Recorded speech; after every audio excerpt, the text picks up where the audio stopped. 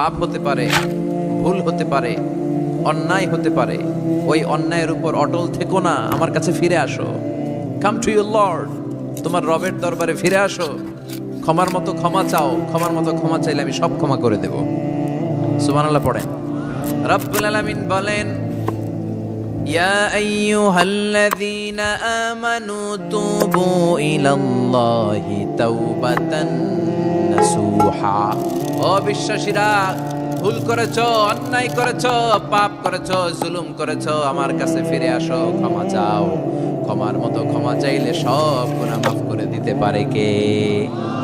পাপ নাই, গুনাহ করি নাই, এরকম কেউ আছি? কথা বলেন, কত পাপ করছি কোনো হিসাব আছে? পৃথিবীর কেউ না জানলেও জানে কে?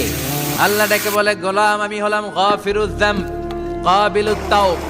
আমার কাজ হলো ক্ষমা করা, আমার কাজ হলো তওবা।